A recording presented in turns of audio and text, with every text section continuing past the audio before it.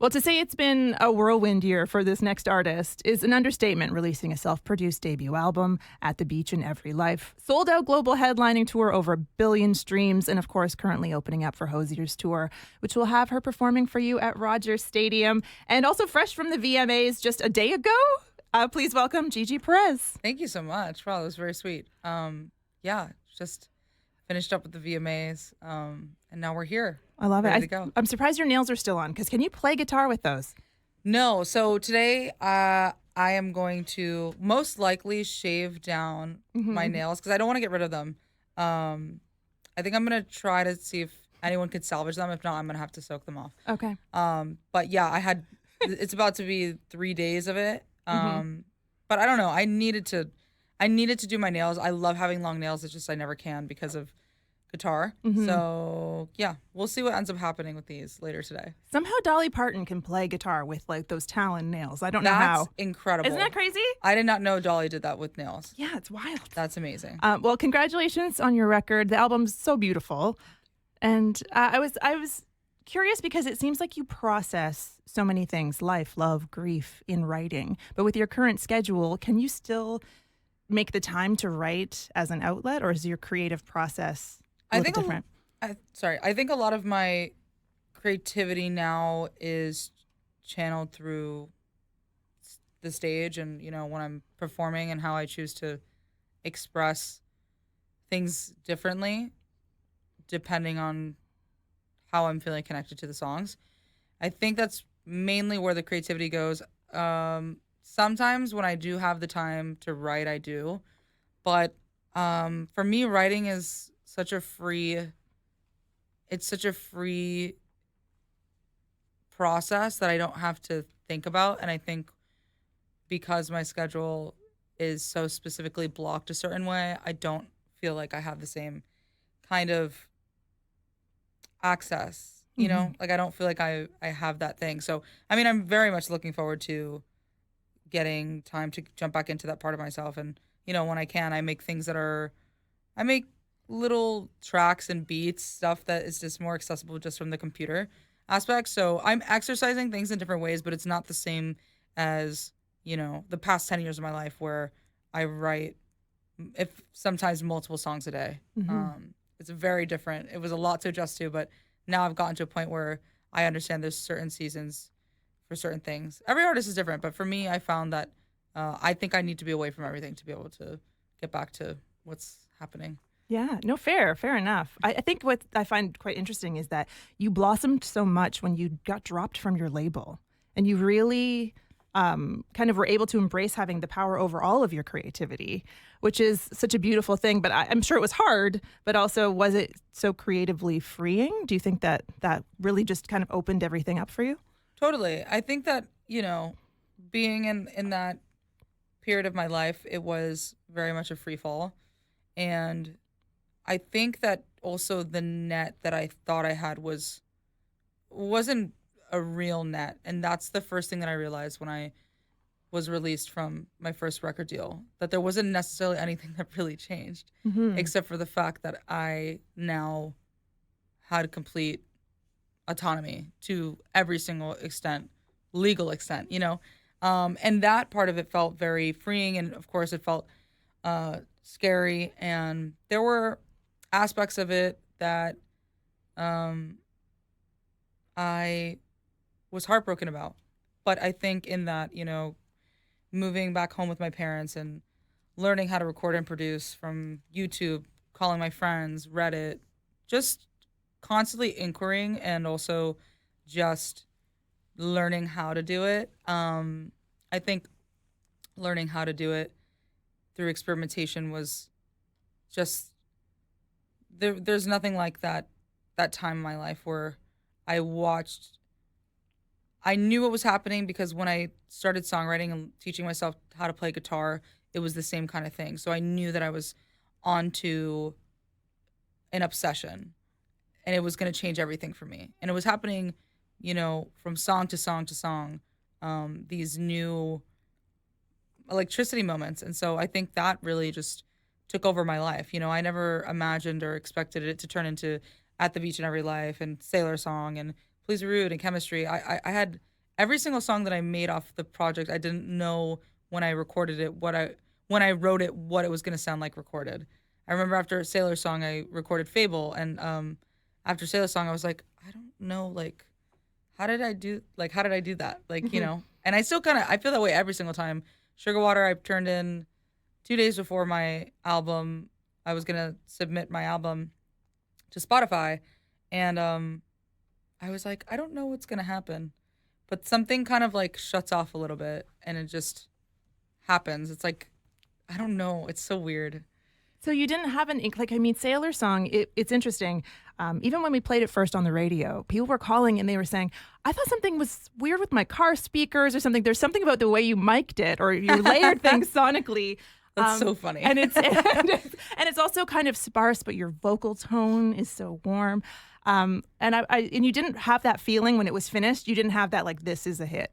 Or no, did you? No, I mean it was to me, but I think the way that I quantify my music for always was never anyway something that I thought, oh, this is a hit. This is not like I've never had a hit before, and also it just for me, especially after entering a different period of my life where I became an independent artist, to me, community at the most granular personal level is the most important thing to me. So I knew that it was going to be something that if I'm in my room dancing right now and like can't get this song out of my head, I know that when I share this online that my small but mighty community is going to feel the same most likely. And that was what I was looking forward to. I was looking forward to, oh my God, guys, I have something else that I'm really excited to share with you. But I wasn't looking at a possible magnitude. You know, I don't know. That's just not where I was at. And it was funny that you said somebody was like wondering if their car speakers, like something was wrong with it. Because yeah, I mean, I did learn a lot of things in my own way. And similarly with guitar, like I don't know guitar theory. I know the strings and like me if I look at it all, but I can't tell you how to even build a chord off of it. A lot of the chord progressions that I use on the album though are not in standard tuning. So there a lot of things I feel like when it came to learning how to play guitar was also applicable to learning how to record and produce. I was seeing things and then I was like, okay, that's how someone else did it. And then other things I just didn't even inquire about and I just kind of figured it out. So in my own way. So I don't really know, but there's no right or wrong. So to me, it was kind of like just finding what I thought sounded good. Yeah, it's interesting that sonically too, though. I was wondering about when you mic'd yourself or when you did the vocal layering. Were you doing something with the balance on the track? So I recorded, I believe, 4 acoustic guitars on Sailor Song, and everything was panned left, right. So I'd like do 2.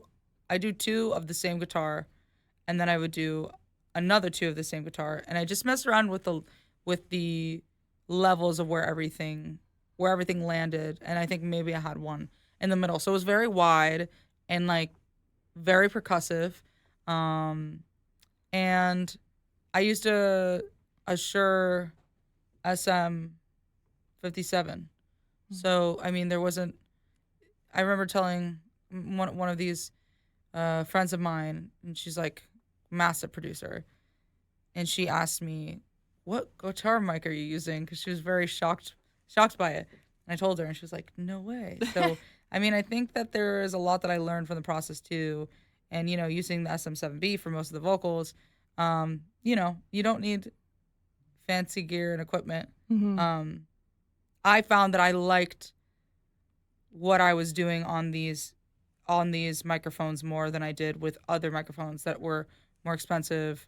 And maybe also it was like it's different too because I do take into account that there's probably more that goes into processing than maybe I had knowledge for at the time. So maybe I also didn't know how to get the best quality out of other microphones. But what I gravitated towards was just the Shure products. But what I also think I appreciate is the fact that you went with your gut. You're like, this is what feels right. This is what sounds right. And that's what has resonated, as you said, with your community who have showed up and kind of like grown with you through your Yeah. process, which is so beautiful.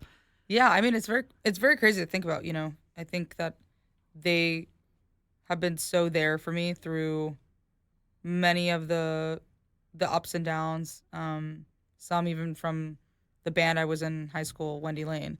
So it's very beautiful to see how they've been there, and we've been able to grow to where they are. It's very nice. It feels like I don't know, the feeling like someone always has your back. Mm-hmm. That's important.